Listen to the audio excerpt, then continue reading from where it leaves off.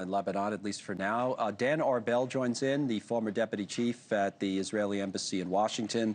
And, this is a part of the wider story. We've been talking about, Dan, about whether there will be a deal between the United States and Iran in the coming days. What should people here know about Lebanon? Because you have the government there, and then you have Hezbollah, this militant group who could take this in a lot of different directions, and does not appear as if it's going to be disarmed. Yeah, absolutely. Look, Hezbollah for years has been a state within a state, and the Lebanese government has been weak and was unable to impose any restrictions on Hezbollah's activities. And the fact that it grew its weapon caches and accumulated more and more missiles and rockets and other weapons, that has been a problem for the Lebanese state for decades. So now, after Iran was weakened, its main benefactor, then also Hezbollah has been weakened. And there's a chance here to kind of bring a new Lebanon in a new direction.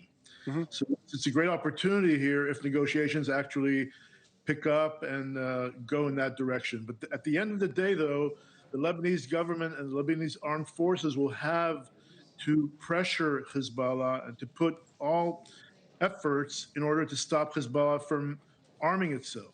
So right. The disarmament process is critical. I think sometimes people here forget how close geographically Lebanon is, really the northern border of Israel. If you go to the telestrator for a moment, you'll get an idea of that and get an idea of what we're dealing with in terms of Lebanon. Of course, we watch Beirut almost every night, including last night when the ceasefire started. So when you ask the Israeli people, as this poll does, should Israel continue fighting Hezbollah, 70%, this was done in recent days, said, yeah, they should. Here's Jonathan Conricus, of course, former spokesperson for the IDF on our program last hour on the politics now for Netanyahu and company. Here he is.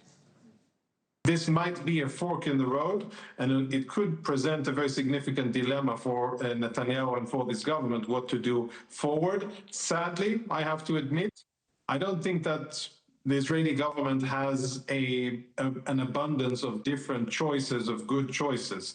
Israel is reliant on the U.S. in terms of military and diplomacy, and I think Israel will have to adjust to whatever the president stipulates. So how do you see that, Dan? The people want to keep fighting. Trump obviously wants to stop fighting and may very well tell Netanyahu as early as next week, we have a deal with Iran, but they said that only if you stop fighting in Lebanon. What's going to happen? So Netanyahu is trying to to de-link the U.S.-Iran negotiations from what's going on in Lebanon, and did not succeed. Trump insisted on, connecting the two issues. Therefore, Netanyahu has no choice but to follow Trump's lead. Netanyahu also shot himself in the leg last week by stating that he has managed to convince Trump that to disconnect Lebanon from Iran, only learning a week later that that's not the case. So Israel is basically dragged into this agreement, despite the fact that a majority of public opinion opposes it. There were all these stories about Netanyahu supposedly dragging Trump into the war, and now this idea that, maybe this is too strong, that he could be more of a puppet of Trump at the end of the war, and that leaves him in a tough spot politically. Is he going to lose his job this year, partly as a result of that? Well, certainly it's not helping him in the polls right now, but the elections are 5 months away and anything can happen. But he is losing popularity over the fact that he's made all these promises that he's not delivering on.